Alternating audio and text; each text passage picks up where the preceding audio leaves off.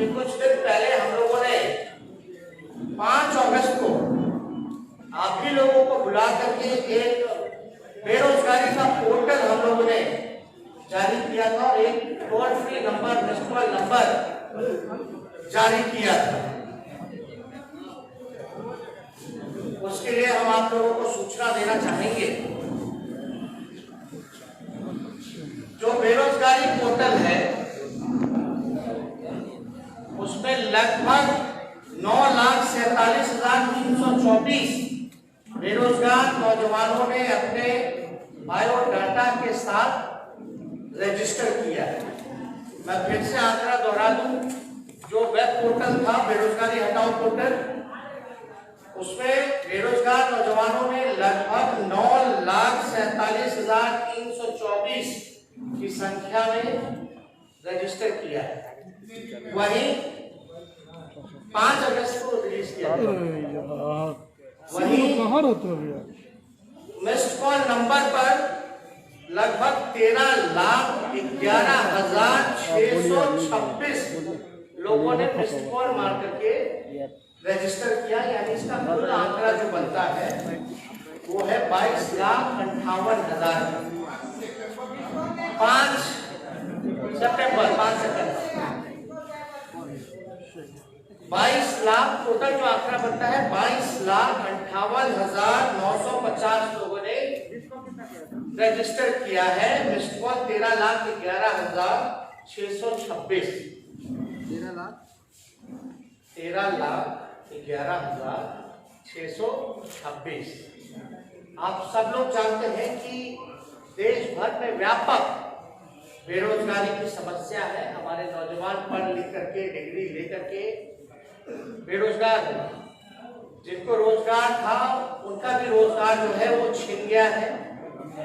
और इसको लेकर के हम लोगों ने कई बार लॉकडाउन से पहले भी हम लोग जो है यात्रा पर निकले थे, लेकिन लॉकडाउन की वजह से ये पूरा नहीं हो पाया।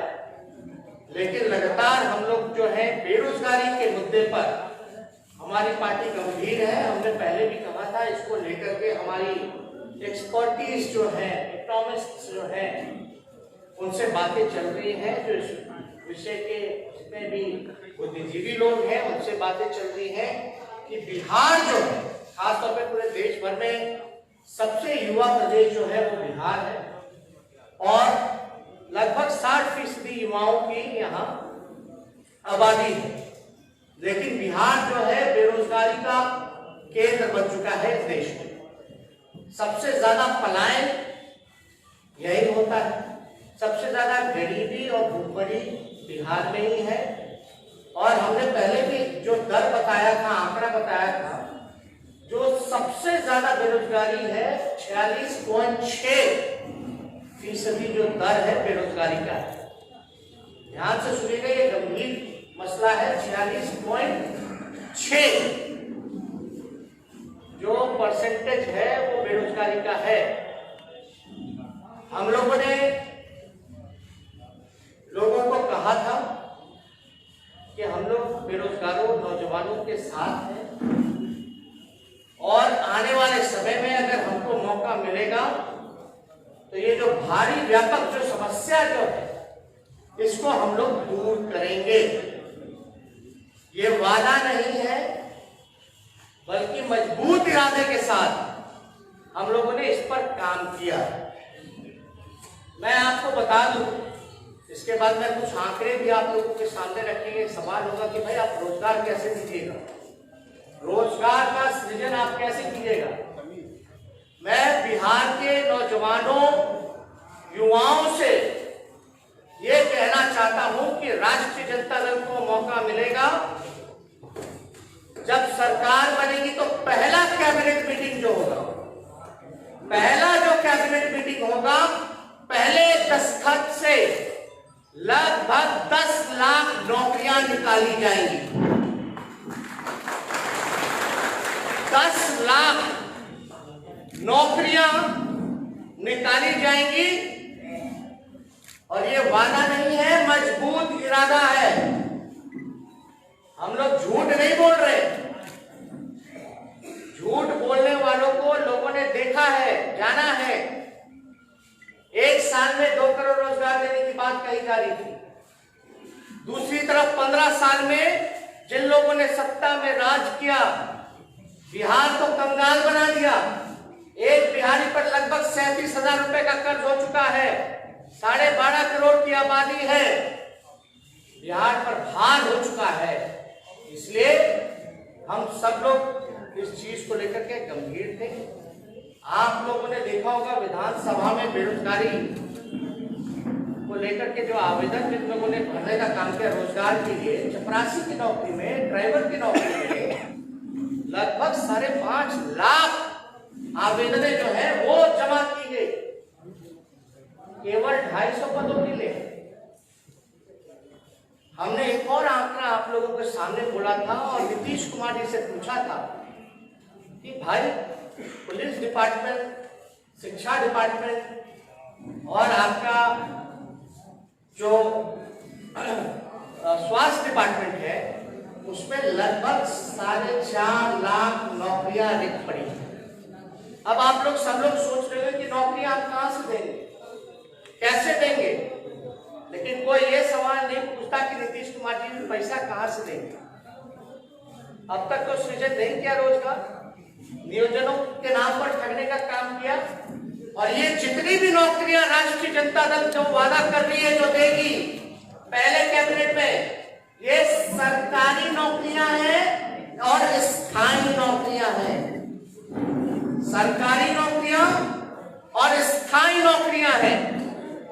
अब आपके सामने हम कुछ आंकड़ा रखना चाहते हैं। पहले जिक्र था कि हम कैसे इस चीजों को बढ़ेंगे, तो हम कैसे बढ़ेंगे उसके पहले हम आंकड़ा जो है आप लोगों के सामने रखना चाहेंगे। अभी सुनिए, आप लोग पीछे हो जाइए, आप लोग पीछे हो जाइए जितने लोग हैं। अब बात सुनिए, हो गया। अब ये आंकड़ा ध्यान से सुनिएगा, ये बिहार के लिए सबसे महत्वपूर्ण आंकड़े हैं। लोग पूछते हैं कि क्या विजन है, कैसे पूरा कीजिएगा, तो हम ये कहना चाहते हैं इन आंकड़ों को हम बता दें।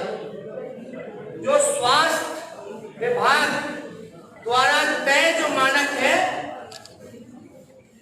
और जो WHO का जो है कि एक प्रति जो डॉक्टर है 1000 पर 1 डॉक्टर होना चाहिए, 1000 पर 1 डॉक्टर होना चाहिए। आप समझिए कि लगभग हमारा जो आबादी है 12.5 करोड़ की, 1000 पर 1 डॉक्टर होना चाहिए। इस हिसाब से बिहार में 1,25,000 डॉक्टरों की जरूरत है। आप ध्यान से सुनिएगा, 1,25,000 डॉक्टरों की जरूरत है। उसी अनुपात में सपोर्ट स्टाफ यानी नर्स, लैब टेक्नीशियन, फार्मासिस्ट की जरूरत पड़ेगी। स्वास्थ्य विभाग में लगभग 2.5 लाख लोगों की जरूरत है, यानी स्वास्थ्य महकमे में लगभग 2.5 लाख लोगों की जरूरत है।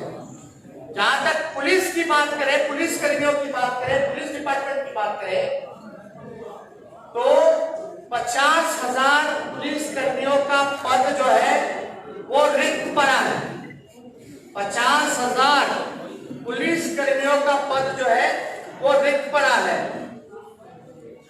अगर यह तब है जब बिहार में पुलिस बल की पुलिस पब्लिक का अनुपात न्यूनतम स्तर पर पहुंचा हुआ है, यानी सबसे न्यूनतम स्तर पर है पब्लिक और जो पुलिस का जो रेशियो है, तब ये 50,000 की नौकरियां जो है वो रिक्त पड़ी हुई है। अगर आप देखिएगा यहाँ प्रति 1 लाख आबादी के हिसाब से 77,000 प्रति लाख पर 77 पुलिस कर्मी, यानी 1 लाख आबादी में केवल 77 पुलिस कर्मियां ही सिर्फ हैं। 1 लाख पर 77 पुलिस कर्मी है।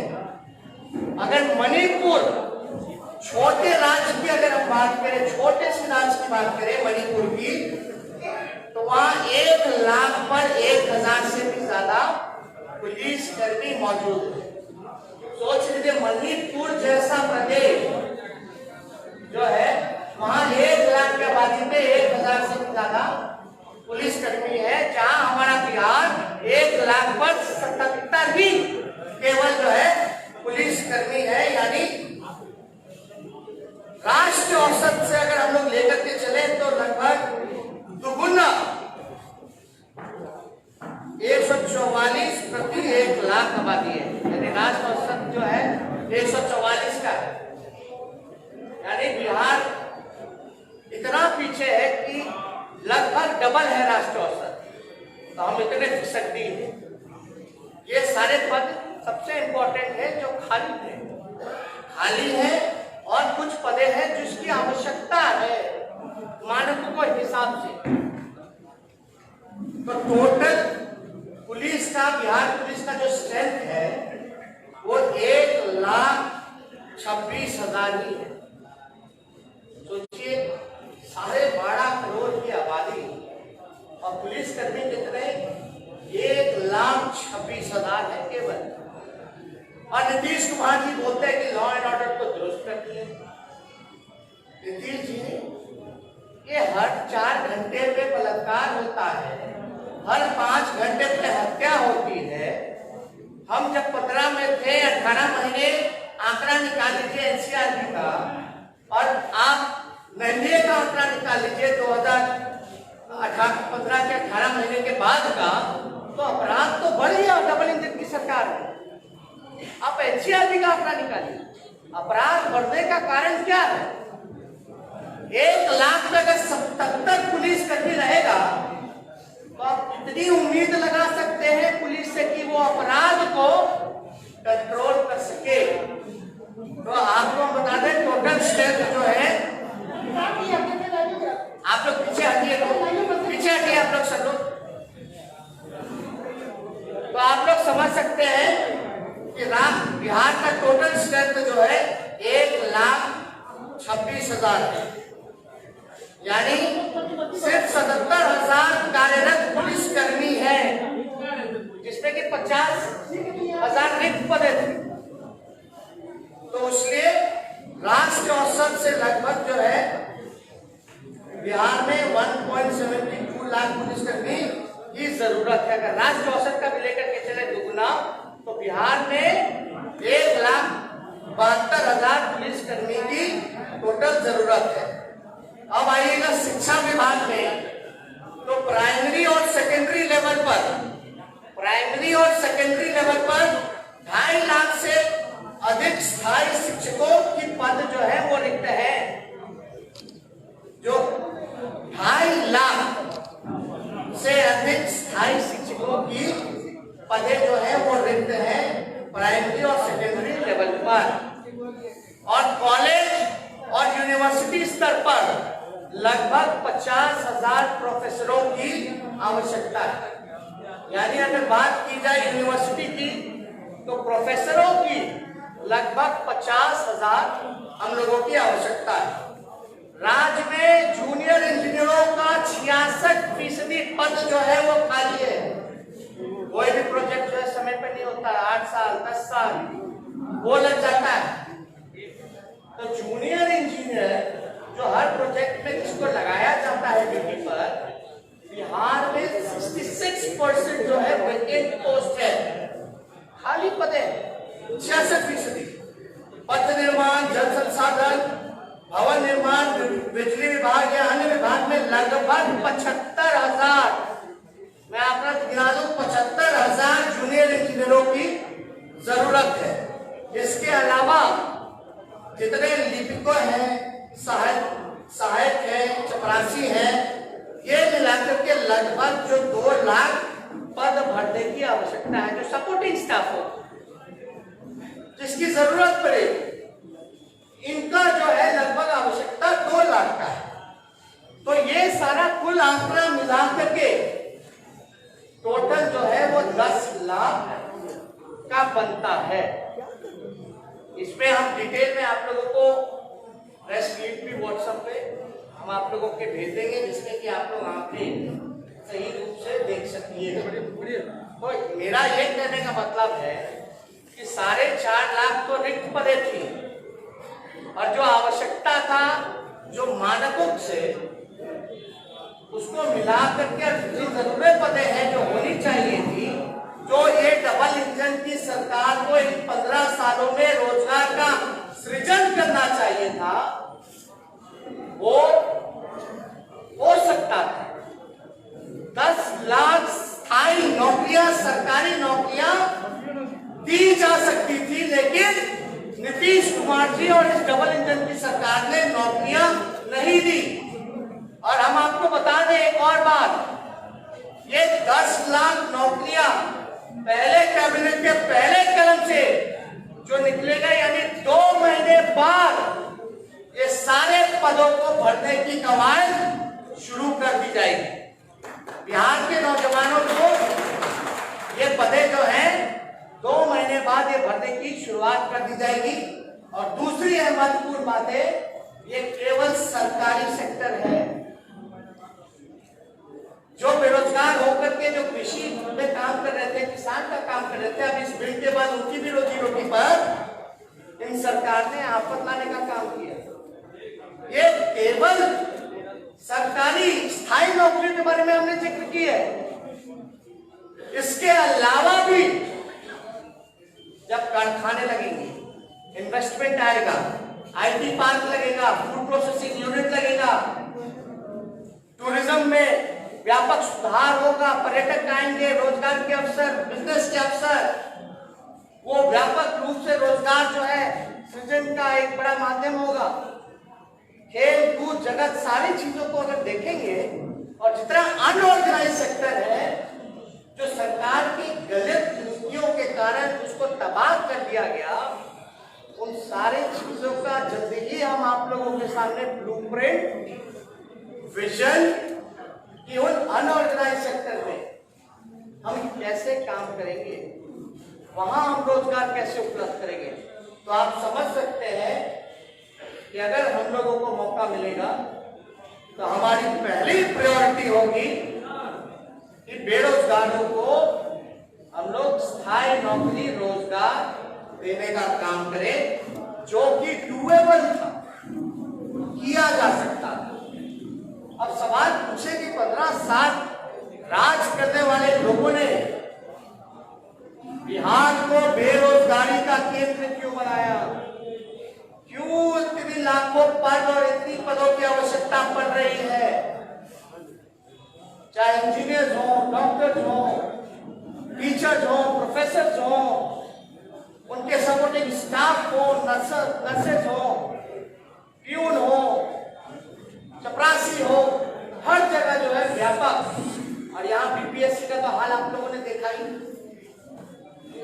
कोई भी प्रक्रिया जो है 4 साल 5 साल में भी पूरी नहीं की जा सकती है। परीक्षा का जो है वो रिजल्ट नहीं आ पाता है, और जब आता है तो उसमें भी धांधली की जाती है।